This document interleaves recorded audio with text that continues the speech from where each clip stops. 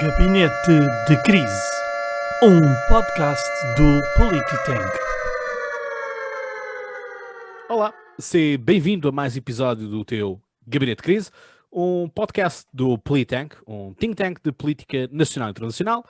Como já podes ter reparado, se estiveres no YouTube, se não estiveres no YouTube, estás no Spotify ou no podcast.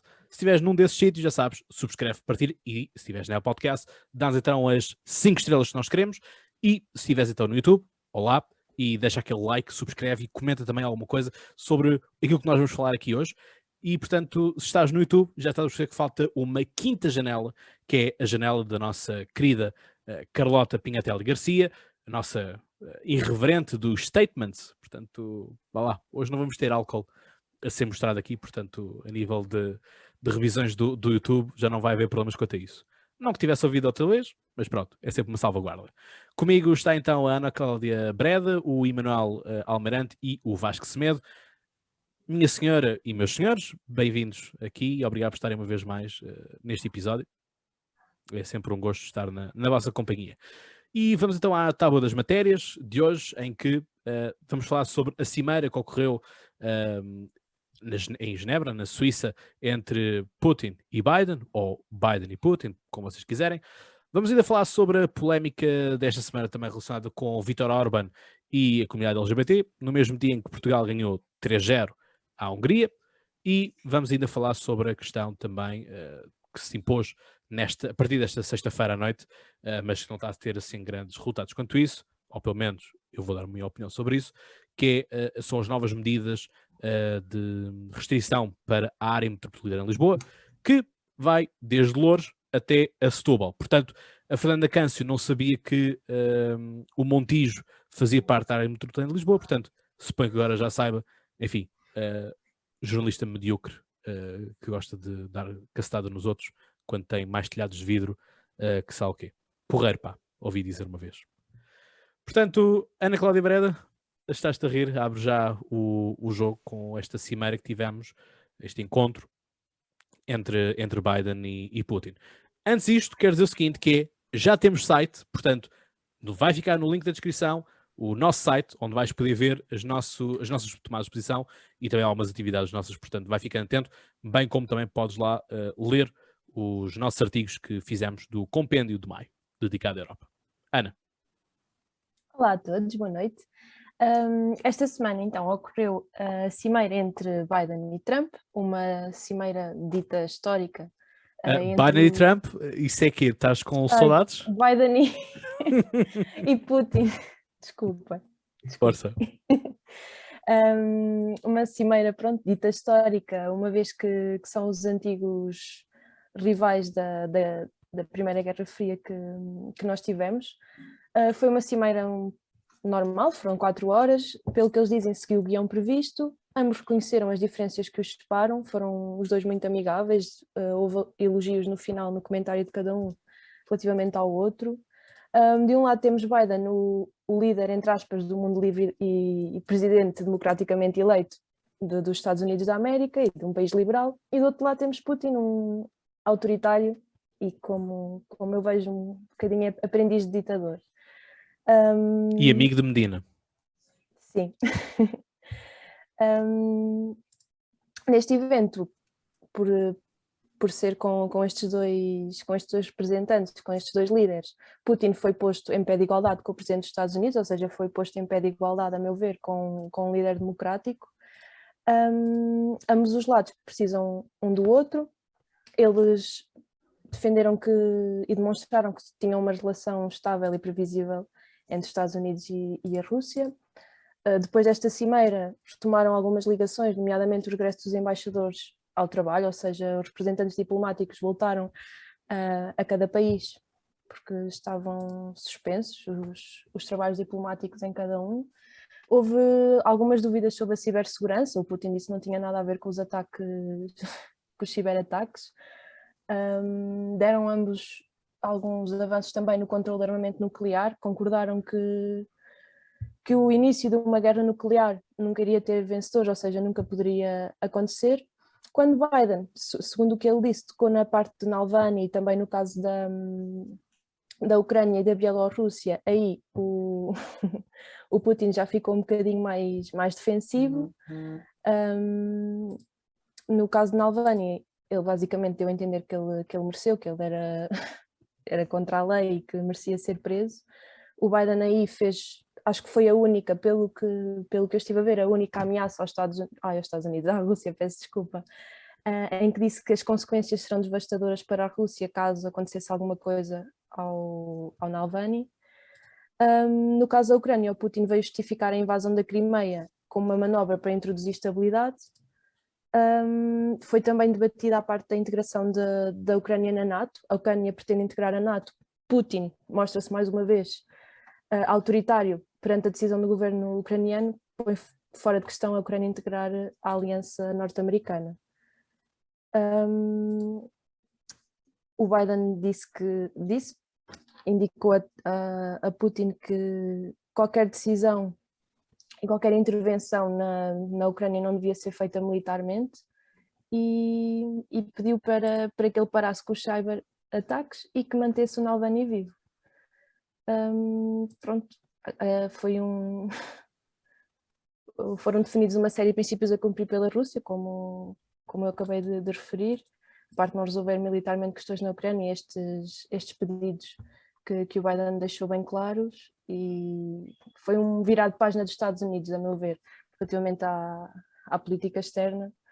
Ao contrário do isolamento que Trump definiu um pouco, o Biden mostrou-se aberto a negociações e à diplomacia internacional. E acredito que foi uma boa viragem, apesar das circunstâncias.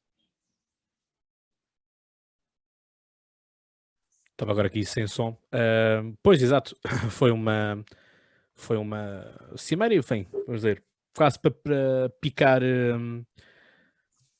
calendário, não é? Não há muito mais a dizer sobre isto, e portanto vale o que vale, não é? Portanto, as coisas são mesmo assim.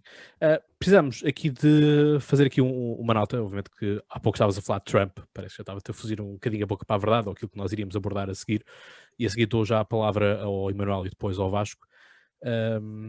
Isto para dizer o seguinte, que tivemos, obviamente, aqui aquele que é a oposição interna a Biden, interna do ponto de vista de americanos contra Biden. Aquilo que nós vamos ter são, obviamente, estas pessoas que são pessoas que nos mostraram que Biden levou os flashcards, não é, para a cimeira. Portanto, quando víamos depois imagens de quando foi Trump e Putin juntos, quem levou os flashcards foi Putin. Portanto, há aqui uma diferente perspectiva. Eu quero apenas desta cimeira pegar numa frase que Biden disse e que eu acho que é tão ridícula e irrisória, que é quando ele pergunta qual seria a credibilidade que os Estados Unidos da América teriam no mundo se toda a gente soubesse que os Estados Unidos da América condicionaram e influenciaram políticas, resultados e governos por todo o mundo. Enfim, basta nós lembrarmos o festival que era Cuba, administrada pelos Estados Unidos da América, e, portanto, Fidel Castro faz a revolução contra isso, né? Portanto, Cuba era, vamos dizer assim, o parque de diversões da elite americana.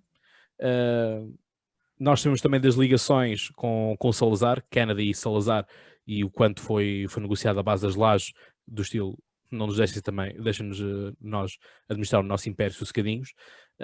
Portanto, o que não falta são casos dos Estados Unidos da América intermeterem-se noutras. Ou, se quisermos, também os ditadores que procuraram derrubar no Médio Oriente. Portanto, queria apenas deixar esta nota em relação ao discurso de Biden. Enfim, não vi que fosse uma cimeira por aí além. Foi a primeira deles.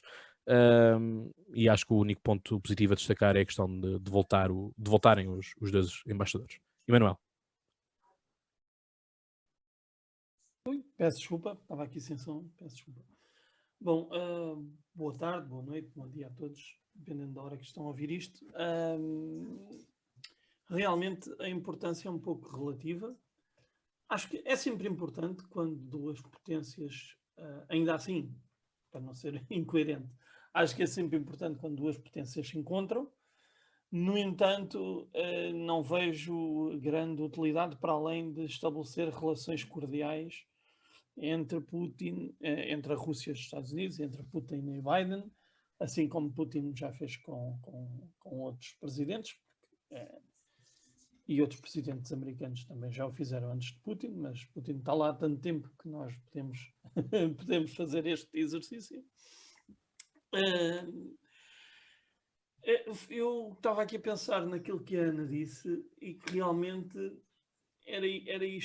foi isto que eu tirei desta cimeira, que é um bocado normalizar este tipo de regime. Não é uma coisa que seja feita agora, nem só agora, nem por esta cimeira, mas é um bocadinho pôr todos no mesmo nível, uma vez que antes desta cimeira, Biden, se não me engano, esteve com Ursula von der Leyen e com aquele senhor que não deixou a Ursula sentar-se, como é que ele se chama?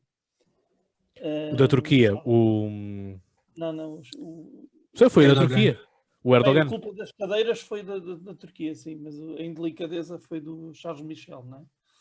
O Charles Michel que compactuou, se quiseres por assim dizer. Sim, não, eu estou a dizer, a falta de educação acho que foi dele, porque supostamente ele é que é a Europa é um sítio mais evoluído. Já te percebi, sim, força. Pronto.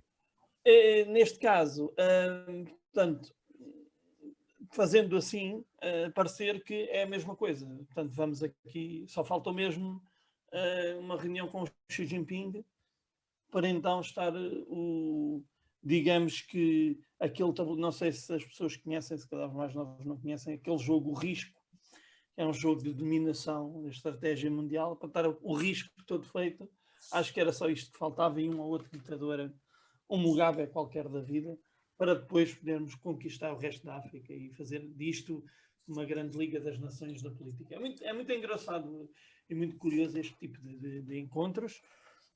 Como disseram vocês, e muito bem, 4 horas, nem chega a ser bem uma cimeira, parece mais uma reunião bilateral, mas serviu apenas para acertar algumas agulhas e para pedir ao senhor, eu achei muita graça, para pedir ao Putin, se faz favor, deixe Navalny vivo, só porque pronto, agora não dá jeito de matar o senhor, pois, entretanto, para não acontecer o que aconteceu com o Khashoggi ou com outros que tais.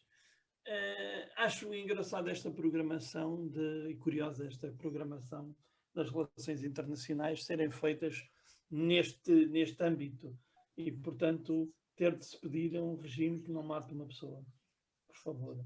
E ter que ser o presidente dos Estados Unidos a fazer, também dá uma boa mensagem do poder que o Sr. Putin tem, ou julga ter, ou que nós achamos que ele tem. Agora cada um escolhe, risca a opção que não interessa, como a gente fazia nos testes antigamente. Portanto, e conforme isto tudo vai andando, eu quero ver, a minha reflexão final é, eu quero ver o que é que irá ser desta relação. O que é que irá resultar desta relação? Eu aposto aqui um número, que é 0.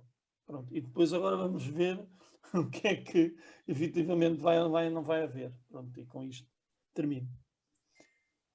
Obrigado, Emanuel. Vasco. Olá a todos, quem nos está a ouvir também. Pronto, a Genebra foi palco de uma cimeira entre estas duas potências, como já aqui foi dito, portanto, a Rússia e os Estados Unidos. Como nós sabemos, não é possível, como a Ana Cláudia já aqui disse, não é possível comparar as duas realidades em termos políticos, não é possível porque os Estados Unidos são uma democracia liberal, portanto, onde, aliás, desde a sua Constituição e desde o início da sua história, sempre foram um país que, ligado à defesa dos direitos, das liberdades e garantias dos cidadãos. Portanto, a Rússia, como nós sabemos, atualmente tem presos políticos, o caso mais evidente é o do Navalny, tem pessoas cuja liberdade de expressão é condicionada principalmente opositores políticos, ou seja, no fundo, há uma espécie de censura na Rússia e em que também as minorias são afetadas, principalmente as minorias que têm uma orientação sexual diferente, mas não só. E, portanto, são duas realidades distintas. Este, basicamente, é o contexto que separa os dois países. Relativamente àquilo que foi dito e àquilo que foi acordado entre os dois, como já aqui foi dito, houve a cibersegurança foi um dos temas que teve em destaque, em que o Biden, portanto, disse que portanto, não seriam, principalmente no que dizia respeito às eleições, que não tolerava que a Rússia tivesse interferência naquilo que são os assuntos dos Estados Unidos, condicionamento das eleições, mais propriamente dito, foi um dos temas que teve em destaque, e depois, lá está, voltando aqui um bocado àquela parte onde eu comecei, da falta de respeito da Rússia pelas minorias e pelos direitos humanos, foi uma das críticas precisamente que o Joe Biden fez nessa reunião, condenando esse propósito, e lá está, não é? Putin nessa altura, quando é confrontado com essa verdade dos factos, aquilo que acontece é que tem que se remeter àquilo que é a verdade, não é? Possa doer mais ou não, mas o que aqui está em causa é que não são só os Estados Unidos que condenam essa situação, mas a comunidade internacional, a União Europeia, também tem conhecimento de todos esses casos e, portanto, condena-os. E, portanto, quando há esse ponto de encontro de todas essas instituições, porque nesse sentido não há volta atrás, não é? E, portanto, um outro dos temas que teve em destaque foi a questão nuclear. Basicamente pode-se dizer que foi no fundo uma cimeira que foi pacífica, com as diferenças que existem e que são, como é que eu ia dizer, inseparáveis entre a Rússia e os Estados Unidos.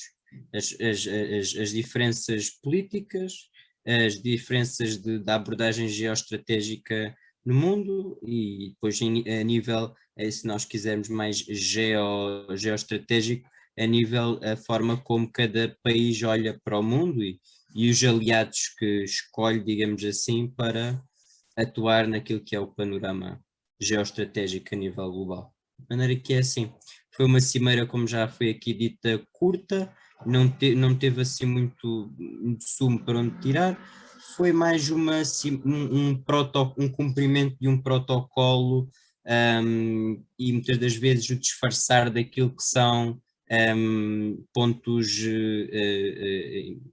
como é que eu ia dizer, pontos, aquilo que foi no fundo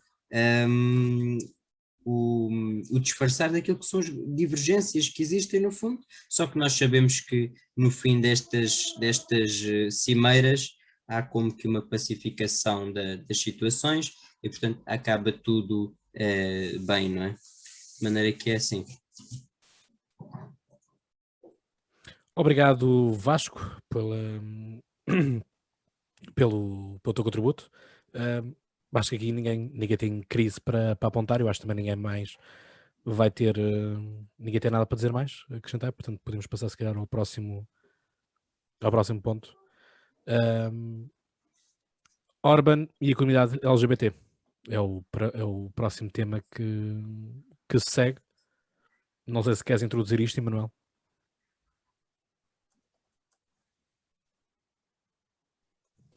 Sim, agora com o microfone ligado é mais fácil. Vamos lá isso. Aproveito já para dou a minha opinião e despacho-se a dois coelhos, uma queijadada só. Não é? Pronto, o Cláudio já fez o favor de dizer o dia, não é? Portanto, 15 de junho. E em Budapeste, na Hungria, no Parlamento húngaro, foi passada então uma legislação que bane a disseminação de conteúdo nas escolas, portanto, que seja promotor da homossexualidade ou até da mudança de sexo. Portanto, isto tudo foi feito seguindo a agenda do partido do Sr. Orbán, de extrema-direita. Penso eu, agora já uma opinião minha, tendo em vista de que há eventualmente umas eleições daqui a um ano. E, portanto, eles têm vindo a radicalizar-se cada vez mais, penso eu, para agradar à sua base de voto, não é? Toda esta... Mas teve aqui uma curiosidade que eu não sei se já foi falado muito ou pouco, não vi muitas notícias sobre isto, sinceramente, li só algumas, que esta lei foi feita em conjunto com uma lei para banir a pedofilia e, portanto, e penalizar a pedofilia, portanto, fazendo com que fosse mais difícil votar contra a lei. Portanto, misturando tudo um bocadinho, pode ser que, portanto, tornando para o centro-direita e o centro-esquerda mais difícil de votar contra. Os que são mais à esquerda, a extrema-esquerda, fizeram um boicote da votação.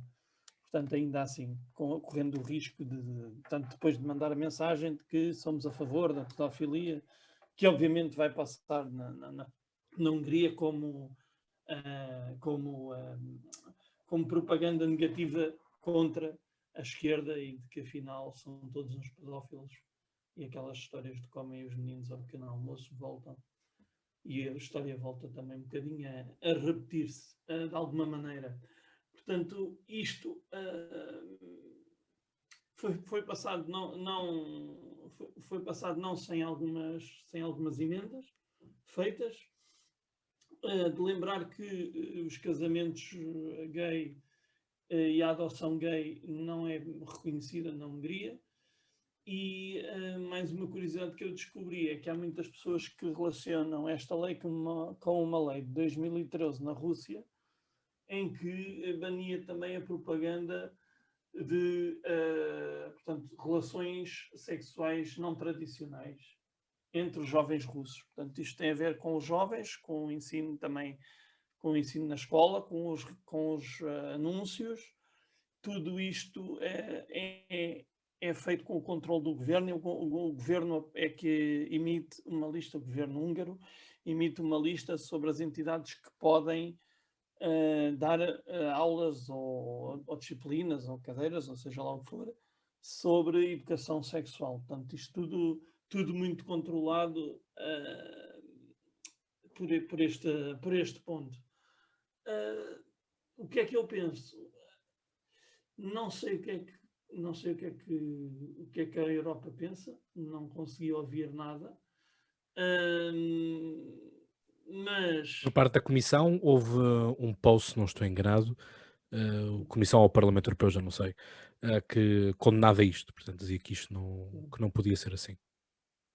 Sim, a única coisa que eu tenho é que alguém no Parlamento Europeu condenou esta prática, sim, e até disse que usando a proteção à criança como uma desculpa para fazer então passar esta lei que proíbe e denigre, que faz denegrir a comunidade LGBTQI, já não sei se estou a dizer as letras todas, isso não estou a pedir. QI+.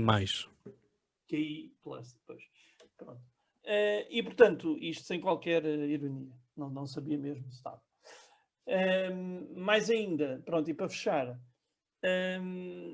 acho que foi bem feito pela parte do Sr. Orbán, e não que eu concorde com aquilo que ele faz, mas foi bem feito do seu ponto de vista, está a agradar ao seu eleitorado e a fazer aquilo para o qual foi eleito, embora seja uma atrocidade, e que eu disse já esta semana em várias conversas, que é demonstrativa da qualidade do ser humano e da sociedade, quando nós ainda estamos a discutir direitos de pessoas. Porque, no fundo, Não é no fundo, porque em princípio e em primeiro lugar são o que são pessoas. E portanto temos de estar a discutir estes direitos como se fosse uma coisa extraordinária. Acho que diz muito sobre a nossa sociedade e para onde ela caminha ou quer caminhar. E cabe-nos a nós, todos nós, um bocadinho, cada um no seu círculo de influência, com a sua parte, fazer um pouco a retaliação deste tipo de medidas, embora não seja no nosso país, mas temos que fazer este combate e dizer que estas ideias são primárias e não deviam passar, segundo a minha maneira de ver, obviamente, a sociedade. Portanto, não fiquei surpreendido porque passasse, fico surpreendido em termos gerais porque ainda passa e ainda se passa isto. Obrigado, Emanuel. Bom resumo.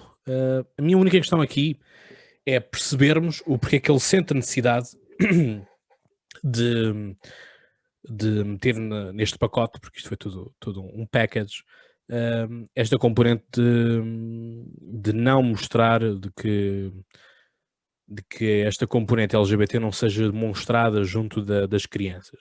Ora, isto inviabiliza qualquer ato, ou seja, uma Pride Parade não pode, por esta via, ser realizada porque corre-se o risco de estar numa passadeira, estar na janela, uma criança e, portanto, assim vai, não é? Portanto, já está assim em cumprir esta lei desta forma, não é? Mas há que pensar também aqui um pouco o oposto. Ou seja, temos aqui alguém que representa, vamos chamar, a homofobia, e teremos depois num polo totalmente oposto aqueles que também sentem necessidade de esfregar na cara da sociedade toda a bandeira arco-íris. E isto, repara que as coisas existem sempre, os extremos a puxarem um pelo outro. E, portanto, há aqui isto é culpa de todo este movimento woke que nós temos, que é necessário esfregar tudo e um par de botas na cara da sociedade. E, portanto, é preciso estarmos aos gritos permanentemente. E eu acho que se o papel destas pessoas, desta comunidade LGBT, é de normalizar os direitos LGBT, se é normalizar o casamento homossexual, se é normalizar a questão da adoção e coadoção de crianças por casais do mesmo sexo. Enfim, eu recordo que nós também tivemos há sensivelmente um ano ou meio ano atrás, quase assim no género, não, há um ano e meio, porque ainda não estávamos no Covid. Há cerca de um ano e meio tivemos também uma polémica relacionada com a questão das casas de banho, e que o CDS cavalgou essa onda toda, que o Bloco de Esquerda estava a querer pôr usando aqui as expressões do pessoal do CDS na altura, calmeirões ao pé de meninas. Portanto, se alguém que fosse rapaz, mas rapaz fisicamente, mas achasse interiormente que era menino, podia ir à casa de banho das meninas. Isto fez um pouco soar os lames na altura, e portanto na altura eu até publiquei uma coisa relacionada com aquilo que acontece numa campanha que foi feita no Canadá, e nós sabemos que o Justin Trudeau também dá assim de vez em quando umas lives, dá uns lives de woke, em que a campanha é "We don't care which bathroom you use, just wash your hands". Portanto, não queremos saber qual é a casa de banho que tu usas, simplesmente lava as mãos. E eu acho que tem que ser um pouco as medidas, não é andarmos a esfregar de que eu sou LGBT e tu também tens de ser LGBT, porque às vezes há certas publicações que eu vejo que quase nos coagem a também temos de ser LGBT, porque supostamente o ser humano é naturalmente não binário, não estamos definidos, não há um padrão, não há ciência que justifique que rapaz gosta de rapariga e rapariga gosta de rapaz, quando depois já foram feitas outras experiências empíricas que demonstram o contrário, e que até houve um forçamento. A natureza é binária. Portanto, esse é capaz de ser, és capaz de estar a dar aí uma boa lista dos piores argumentos para se dizer LGBT. Eu percebo o que estás a dizer, estás a fazer o papel do advogado do diabo, não é? E a expor as fragilidades. E o que eu acho é que a indignação da semana não serve para nada.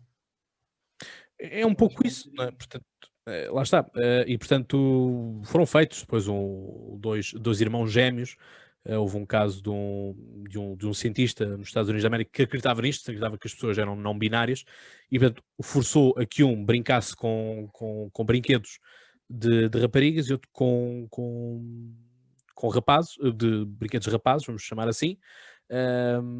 E o que aconteceu foi que houve um transtorno de personalidade dos dois, porque pôs a rapariga forçosamente a brincar com rapazes e o rapaz a brincar forçosamente com conteúdos de rapariga, por assim dizer, e a vesti-los dessa mesma forma.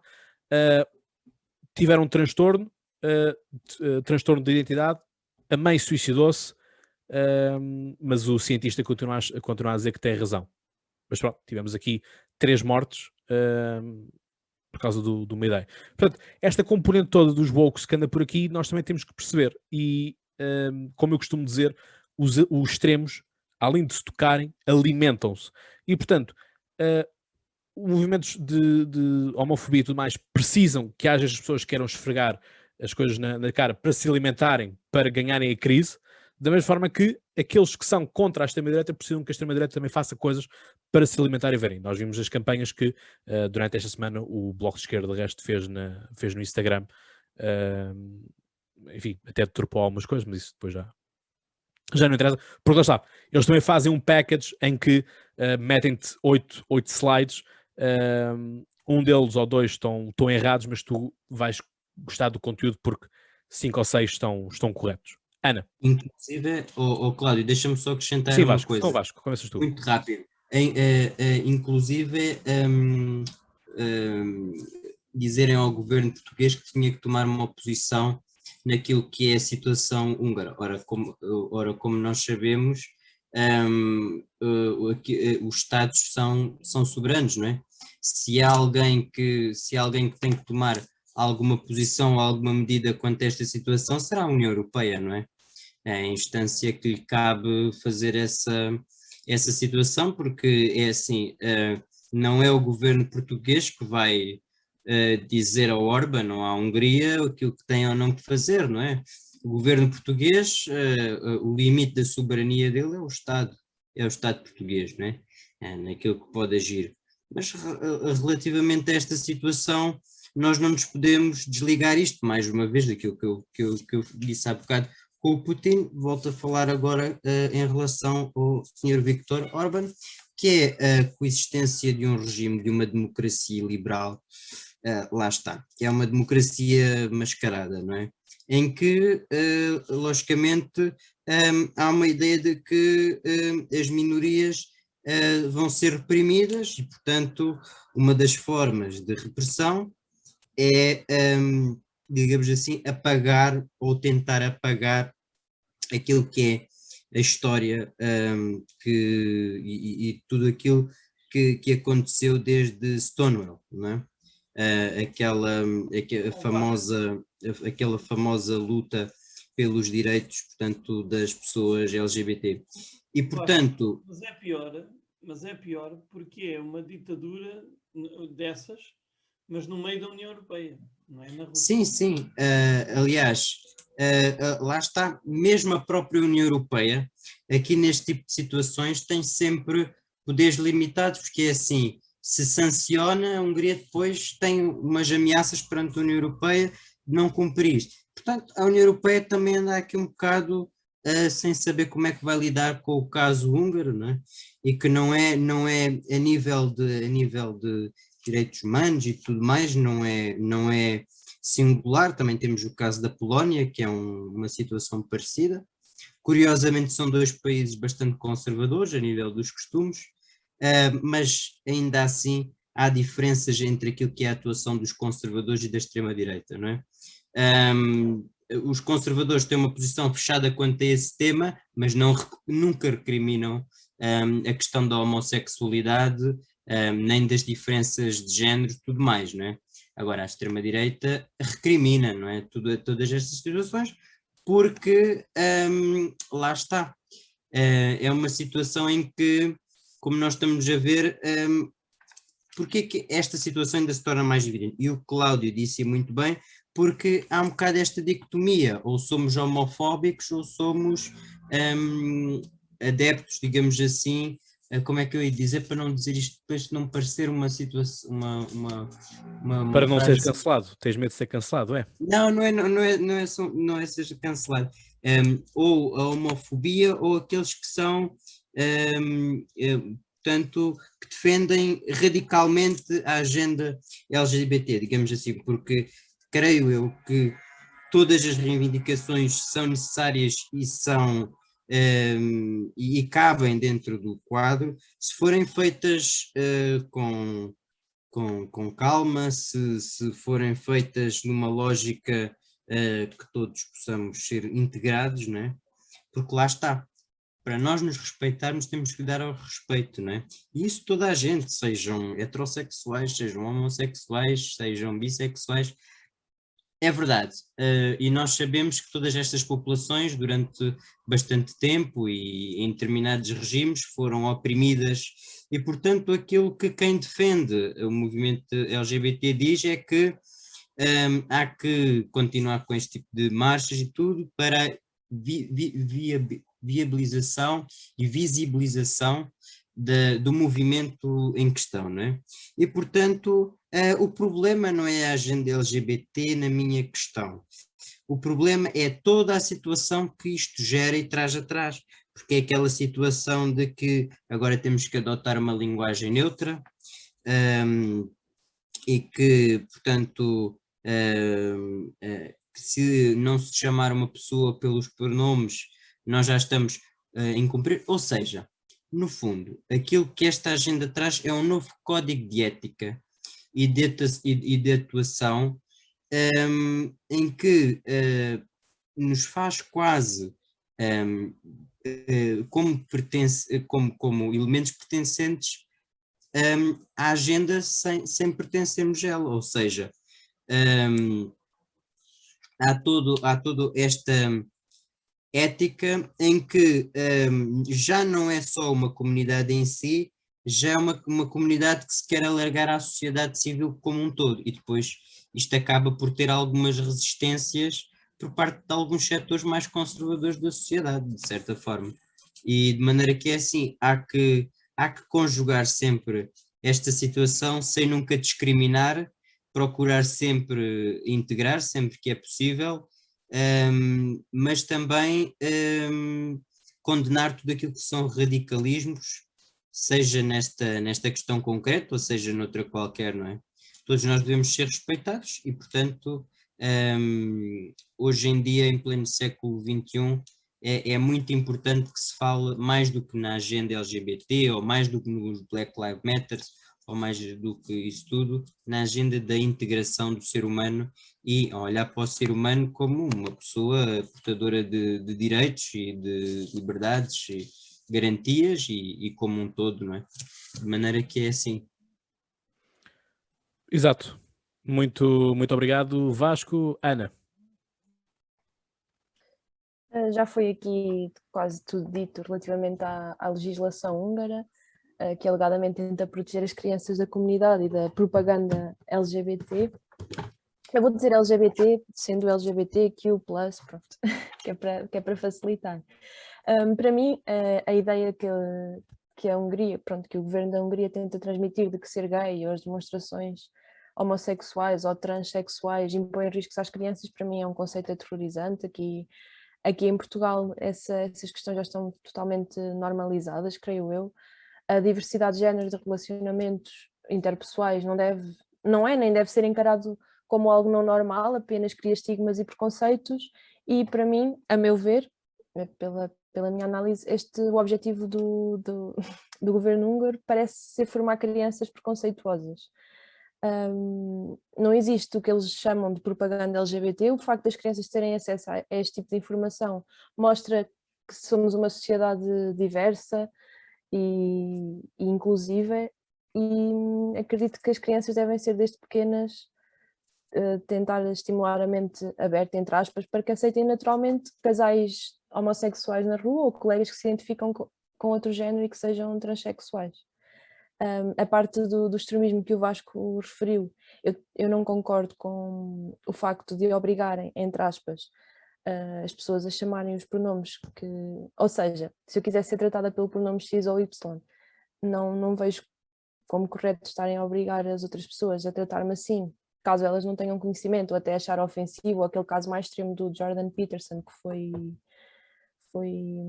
penalizado na universidade onde dava aulas porque não tratou pelos pronomes corretos uma aluna ou um aluno, não tenho bem a certeza. Esses casos para mim já são de extremismo.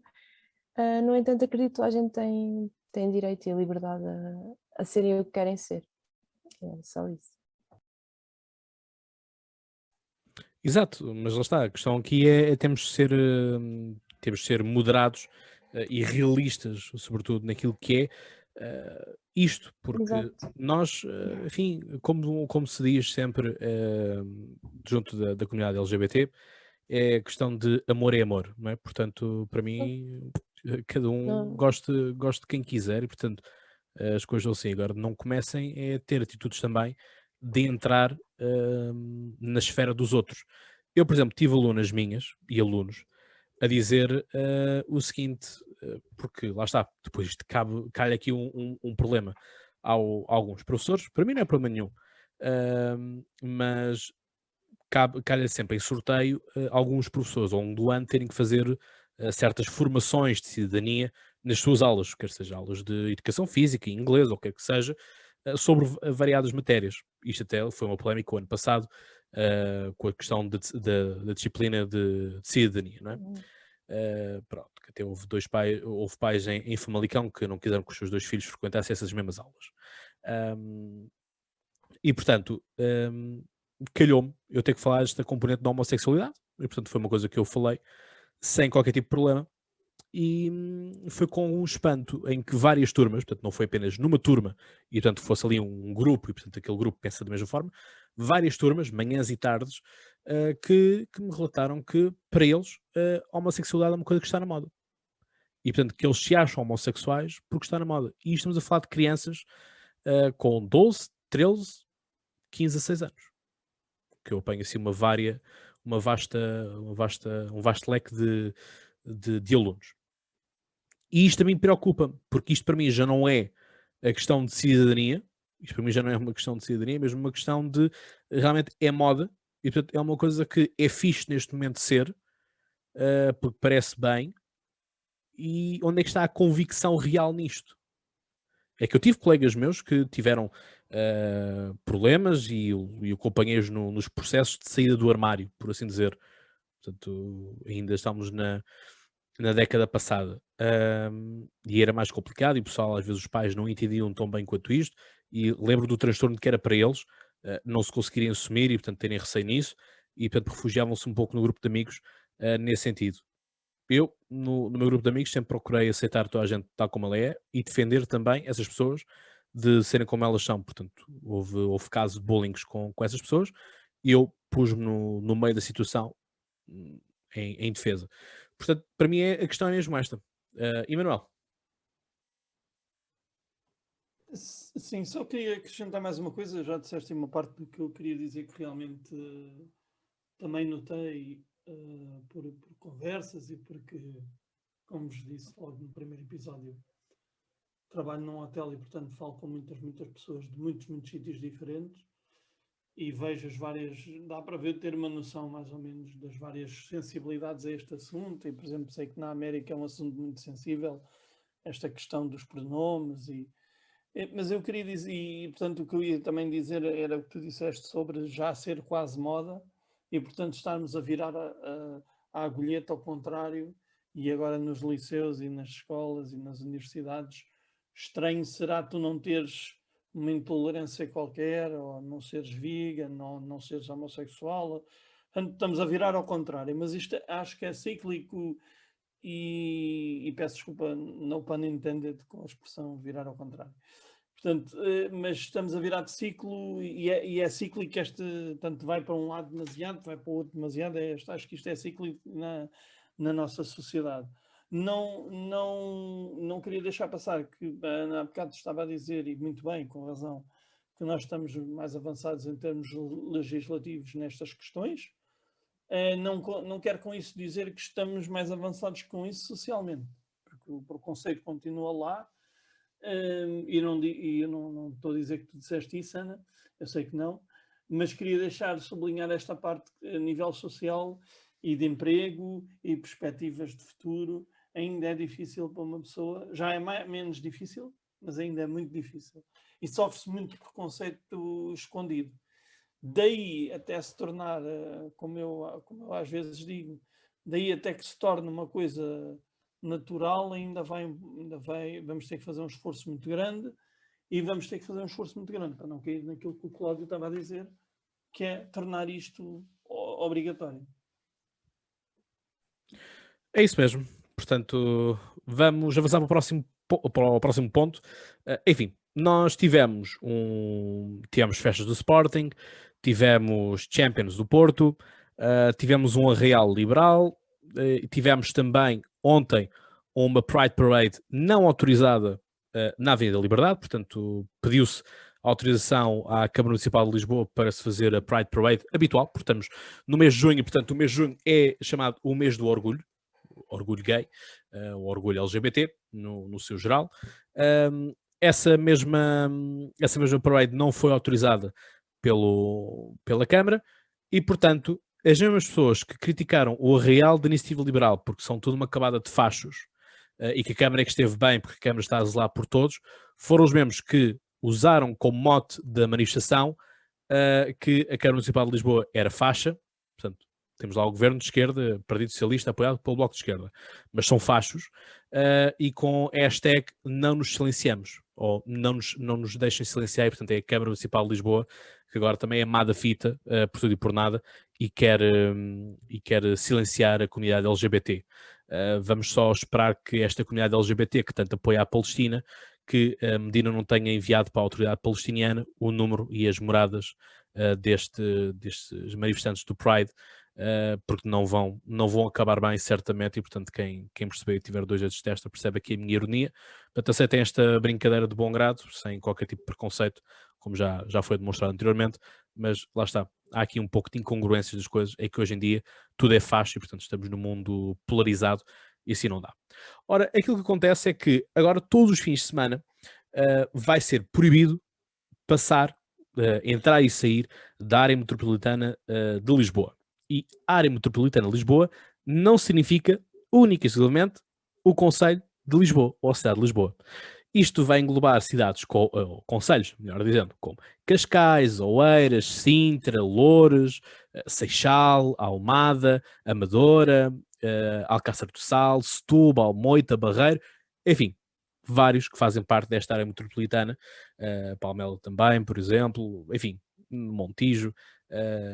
Portanto, fica aqui uma vasta lista, mas obviamente que devem estar se calhar a escapar alguns conselhos e peço desculpa a esses conselhos que não os tenho mencionados, mas é isto. A questão é, eu fui trabalhar na noite de sexta para sábado e voltei sábado de manhã ao Seixal, portanto tive que passar a Ponte 25 de Abril, passei à noite, não vi ninguém, havia apenas trânsito porque eu por acaso pensei, bom, lá vou levar aqui com os polícias a fazer a revista, mas não, era simplesmente obras na ponte para pôr novo Alcatrão, e portanto quando voltei, depois no sábado já de manhã, 7h30, coisa assim do género, nenhum tipo de controle de entrada e saída de Lisboa. Portanto, eu vinha no carro a ouvir as notícias e diziam que a GNR já tinha feito 45 detenções e 20 casos de delito. Portanto, não sei onde é que isso terá sido. A GNR, portanto, costuma ser mais para o sul, portanto, serão eventualmente aqui para as áreas mais rurais do distrito de Setúbal, portanto, Palmela, Montijo e Setúbal costumam ter GNR. Portanto, é isto que nós temos, sendo que isto vai ser todos os fins de semana, para mitigar, para fazer baixar o número de infectados com Covid. A questão é, se forem de transportes, não há policiamento nos transportes. Portanto, é isto. Emanuel, tu também tens que andar a circular de um lado para o outro? Sim. E tu és da Amadora. Exato. Portanto, és da margem norte do Tejo. Somos aqui adversários. A pior margem, ouvi dizer. A melhor é aqui a margem sul. Não sei, tens a Soraya Chaves lá, isso é verdade. Enfim. fica para quem perceber. Entendedores entenderão, como se costuma dizer. A questão aqui é, não senti, a primeira coisa que eu queria dizer é que não senti que fôssemos controlados da mesma maneira que fomos nos outros confinamentos. É verdade que não senti o controle da polícia, uma vez que estou a circular dentro da área metropolitana. Não experimentei ir para fora e ver o que é que se passa. Nos transportes nunca houve polícia nenhuma. Talvez à saída, uma vez ou outra, à saída da estação tenha havido, mas dentro dos transportes nem sequer se cumpre, nem nunca se cumpriu as regras de distanciamento, quanto mais agora de onde é que as pessoas vêm, para onde é que elas vão. Eu acho que são necessárias medidas. Estas medidas são as necessárias, têm respaldo legal e o que eu queria mais salientar aqui é mesmo aquela parte que tu referiste, em que quando é sobre o nosso... vou voltar aqui à minha expressão de há pouco. Quando é sobre a nossa indignação da semana, já é atitudes de fascismo e o governo quer silenciar, e portanto acho que, com toda a defesa que fiz anterior dos direitos LGBT, agora tenho que fazer esta crítica, que é quase anedótico. Quer dizer, descumpre-se a lei e está tudo bem. Quer dizer, quando é sobre a minha causa, assim como foi com a real da Iniciativa Liberal, com a qual eu não concordei, acho que é um desrespeito que não é necessário e não acrescenta nada, e as pessoas não vão ficar mais pró-LGBT por causa disso, e a lei é para cumprir para todos, heterossexuais, homossexuais, transexuais e toda a gente, assim como é para ser respeitada por liberais, comunistas e por aí fora. Portanto, acho que é isto, acho que é muito isto. A minha opinião sobre estas medidas, como eu já disse, tem respaldo. Não penso que sejam demasiado estrangulatórias peço desculpa, acabei de inventar uma palavra, estranguladoras da capacidade económica, uma vez que tem o resto da semana toda para operar. Eu sei que não é a melhor maneira de conseguirmos que a economia avance, mas temos que fazer alguma coisa. Os casos aumentam e não se pode parar a ficar de braços cruzados à espera que o número de mortes aumente, e depois, assim, quando morrerem 50 pessoas por dia, aí é que a gente toma alguma medida. Acho que estas medidas são preventivas e, a meu ver, bem tomadas, aqui ou ali com algum ajuste, mas também não sou capaz, não tenho formação para vos dizer o que é que seria execuível ou não. Vasco, rapidamente.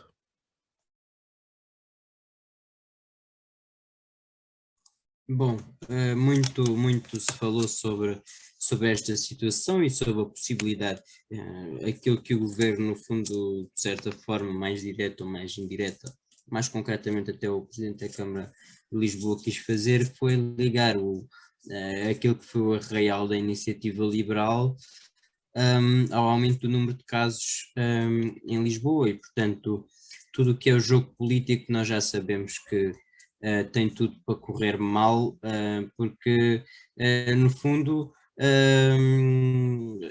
ou seja, o Fernando Medina, como não tinha outra explicação para o aumento do número de casos, o mais fácil foi atacar aquilo que foi o arraial da Iniciativa Liberal. Portanto, é assim, as coisas são como são. Relativamente às restrições em si, se são exageradas ou não, há juristas que criticam a situação pelo excesso das medidas. Aquilo que eu sei é o seguinte: teriam que ser tomadas medidas. Se haviam medidas mais softs, digamos assim, pois não sei, porque não tenho capacidade de conhecimento para falar sobre isso. Agora, uma coisa eu tenho a certeza é que existem sempre alternativas, não é?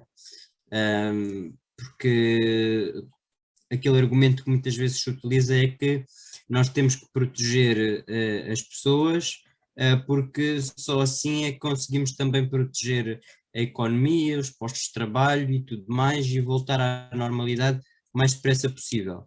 Veremos se esta realmente é a forma mais fácil de voltarmos todos a um novo normal e no fundo continuar a viver com a pandemia e aprender a viver e adotar aqueles comportamentos que forem necessários para ultrapassar, não é? Ana, Olá. Eu concordo com o que tu acabaste de dizer. Acho que com o devido distanciamento e com o uso de máscara conseguimos retomar facilmente todas as atividades que tínhamos antes desta pandemia, a grande parte das atividades que ainda não foram retomadas. Relativamente aos internados e ao aumento dos casos, os médicos têm relatado que grande parte dos internados saem rapidamente, ficam bem rapidamente, a maior parte são jovens, abaixo dos 35. Este cordão sanitário em Lisboa, eu não concordo muito com a realização deste novo cordão sanitário, nem concordo com aquelas novas declarações do António Costa, não considero viável um novo confinamento apertado, como ele já, em oposição ao Marcelo, disse que poderíamos ter que retomar um novo confinamento. A taxa de mortalidade do vírus neste momento está a 0,07, ou seja, não é assim tão elevada. Novamente, consultas a serem canceladas, exames adiados ou cancelados, doenças novas a aparecerem nas pessoas, com todo o pânico criado à volta do vírus, as pessoas não têm ido tanto ao médico. Com os exames adiados, muitos casos de cancro ou de outras doenças degenerativas ou de outras doenças também graves não foram detectados a tempo, foram detectados tarde demais, já há muitos casos que se têm sabido.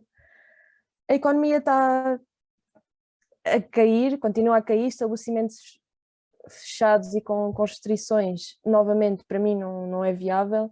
Pequenas e médias empresas vão falir se tivermos um novo confinamento como aqueles que já tivemos. A pobreza vai aumentar, como já referi, muitos casos, muitas doenças podem estar por detectar ainda ou não foram detectados a tempo devido ao cancelamento e adiamentos de exames. Quando o Costa afirma na Assembleia da República que a pandemia foi a prova da falência das medidas liberais porque o Sistema Nacional de Saúde saiu vitorioso, como já referi 5 vezes, ao cancelar e adiar consultas e exames para supostamente aguentar os doentes Covid, ao termos de chamar profissionais de saúde alemães, será que o SNS realmente saiu vitorioso, como o António Costa quer dar a entender? O governo a indicar que não temos fundos para ajudar quem perdeu tudo com a pandemia, recebemos a bazuca, não há fundos dessa bazuca para ajudar as pessoas que perderam os negócios, que estão a perder dinheiro constantemente. Vamos continuar a matar negócios e empobrecer mais a população por um vírus que a taxa de mortalidade é apenas 0,07%. É só esta a minha indignação. Estou a ver aí uma crise. exatamente, a crise está a chegar, atenção, calma.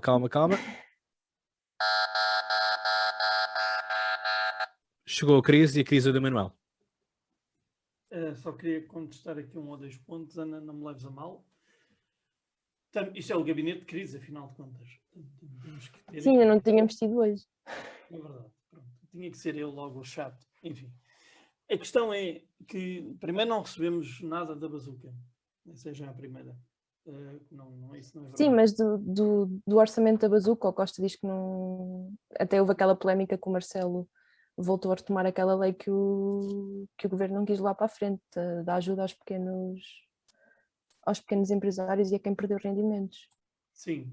Eu percebo que o governo queira poupar fundos, o dinheiro não chega para tudo, temos que pagar a TAP e o novo banco. Portanto, não é nesse ponto que eu estou em desacordo contigo, eu só quero reforçar que ainda não recebemos nada e fomos o primeiro país a entregar o plano e ele a ser aprovado. Agora vamos ter... Pronto, Já temos o cheque. Uma vez mais somos bons alunos da Europa. Mas já temos o cheque na mão. O Costa até perguntou se já podia ir ao Isso banco. não é assim. Tu sabes que isso não é assim. Eu não vou estar-te a explicar uma coisa que é evidente. E que eu sei que tu sabes. Pronto. Portanto, já temos o cheque na mão. Isto não é lotaria. Não é? Mas pronto. A outra coisa que eu queria dizer é que a taxa de mortalidade, a taxa de infecção, que pronto, nós falamos nós falamos sem ser aqui no gabinete de crise, e tu já tinhas posto os teus argumentos também, e tinhas também tinhas falado sobre a taxa de infecção e o facto de se estar a fazer mais testes e por milhão de testes haver menos infectados, como é evidente, e vai haver cada vez menos porque estamos a vacinar as pessoas. Mas não me choca. A parte do confinamento acho que não vai ser necessária, acho que é um alarmismo falso. Pronto. E a parte das medidas acho que foram tomadas com ponderação dentro dos limites. Acho que até agora não houve assim uma coisa esdrúxula que eu dissesse, isto realmente é super castrador e não tem necessidade nenhuma. Sim, a minha intervenção foi sobre voltarmos a confinar aquilo que o Costa disse, que provavelmente temos que voltar a confinar, não foi sobre estas medidas. O que Costa disse foi, pronto, então estamos em desacordo. O que eu ouvi foi que o que o Costa disse foi mais para contrariar o que o Presidente disse.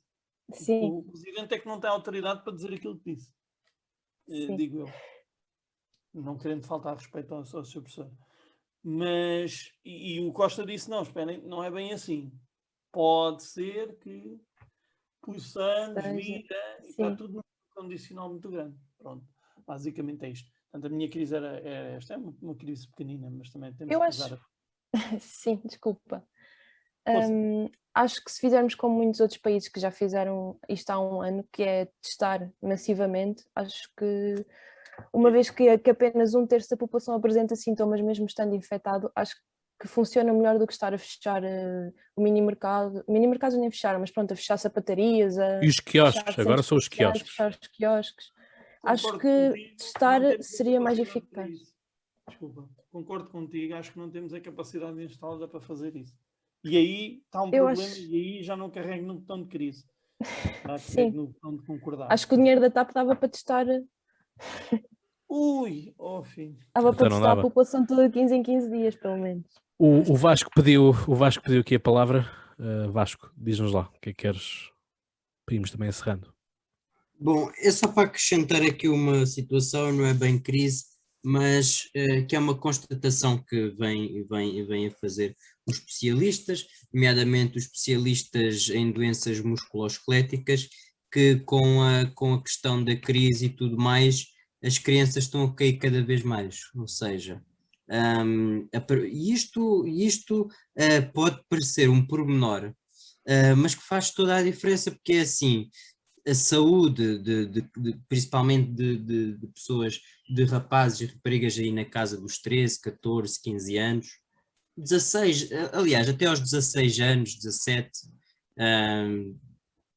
por aí, ou até aos 18 no máximo, que é quando uma pessoa acaba o seu crescimento e muitas das vezes o osso cresce mais depressa daquilo que são as articulações e, portanto, muitas das vezes não acompanha esse crescimento gradual e, portanto, os especialistas, por aquilo que eu li num artigo da Visão, estão a falar de que nós temos que ter cada vez mais atenção a essa situação, porque as crianças agora com a atividade física, com o sedentarismo e tudo mais, estão a descurar muitas daquilo que é a atividade física regular e que devem continuar a ser feita.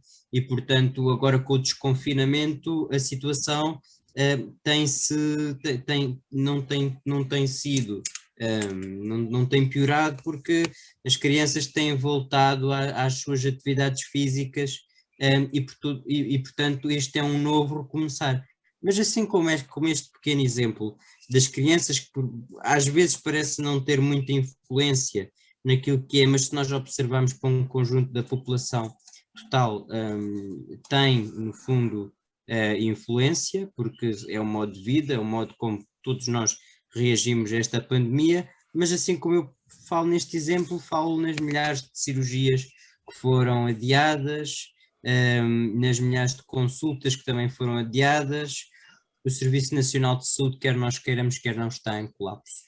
E, portanto, não está numa situação de ruptura, porque, como todos nós sabemos, o número de mortes tem diminuído e o de infectados tem estabilizado, o RT diminuiu ligeiramente e, portanto, a situação só não é pior devido a essa situação. Mas também não é pior também não é pior porque nós neste momento estamos a utilizar aquilo que vulgarmente se chama capacidade toda instalada do Serviço Nacional de Saúde.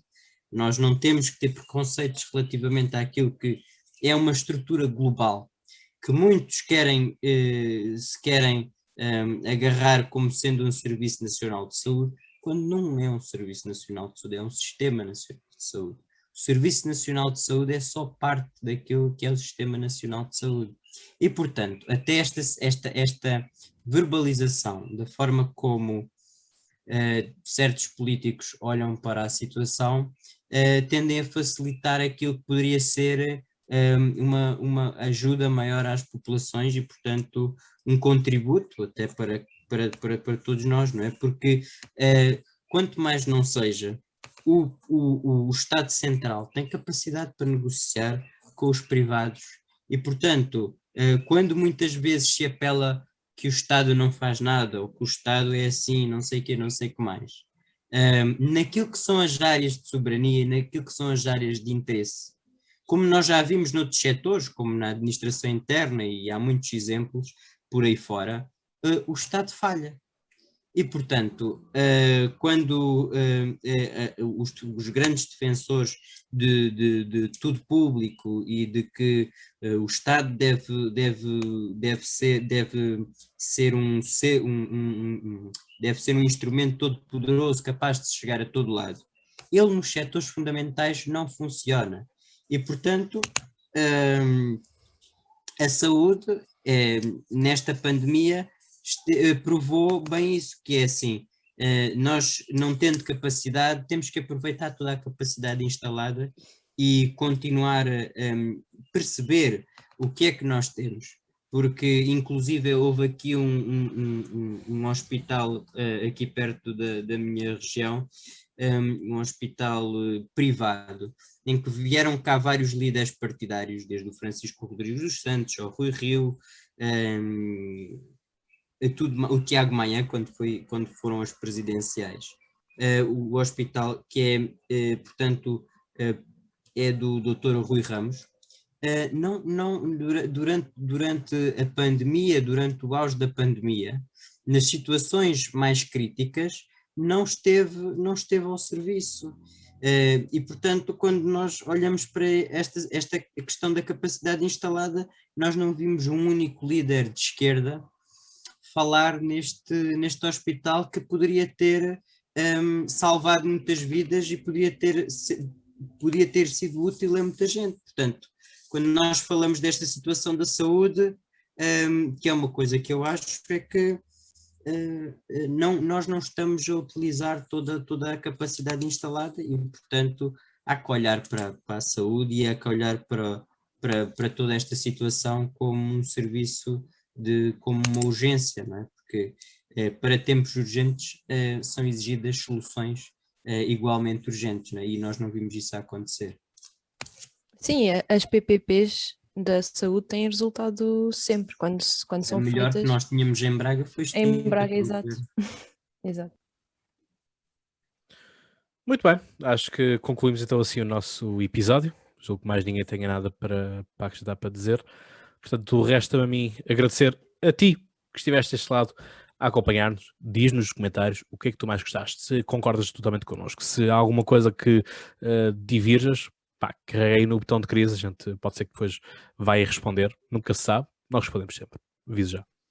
E, portanto, fica assim o convite para ir às nossas caixas de comentários no YouTube e seguir-nos nas redes sociais e ir finalmente clicar no nosso site. Dá lá uma espreita dela e, obviamente, que o site ainda está em atualizações, mas já cá estamos de uma outra forma também na internet. Portanto, isso é que é necessário e, portanto, obrigado por estares desse lado. Eu quero agradecer uma vez mais aqui à Ana, ao Vasco e ao Emanuel por esta companhia, por esta conversa que também tivemos aqui, que houve apenas um botão de crise e pequenos solavancos pelo meio, mas faz parte, é a nossa mascote, portanto, há quem tenha microfones, tenha lápis, tenha canetas como mascote, nós temos um botão, portanto acho que isso é fantástico.